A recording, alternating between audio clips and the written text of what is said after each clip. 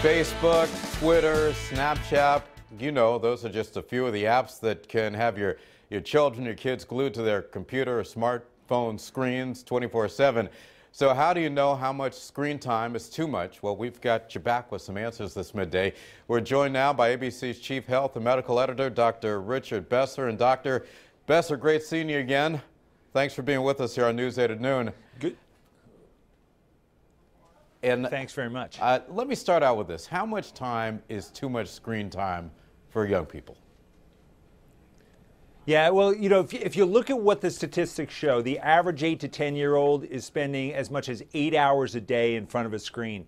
The Academy of Pediatrics recommends for children under the age of 2, no screen time whatsoever. And for those above the age of 2, 1 to 2 hours a day of entertainment screen time. A very limited amount and big difference from what kids are actually doing. It's becoming too much. I mean, do you see something with a child that indicates they're spending a whole lot too much time in front of that screen? Yeah, you know, as a pediatrician, most children I see are in front of screens too much, but there's a line you can cross where you have to start worrying that it truly is becoming a problem that needs help. A few things to watch for. If a child is giving up on activities they used to enjoy, they don't want to play their sport or spend time with friends, they're skipping meals or they're skipping sleep to be online and doing gaming, you may see a drop-off in their schoolwork, and attempts to cut back on that have failed. If you see any of those signs, you really want to ask your doctor for some help. Doctor, what would be your recommendation to a parent on the best way to get that child to put that tablet down, get off that smartphone? I mean, back in my day, in your day, kids were playing outside. That's just not the norm anymore. What do you do to get people and young people to put these things down?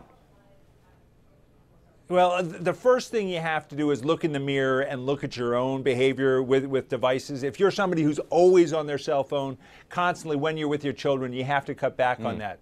But you want to set up a family approach to this so that everyone's following by the same rules. I get the TVs out of the bedroom. That's a good way to start. At mealtime, have it be electronics free. It drives me nuts when I go to a restaurant, I look at the table and there are 4 people on devices.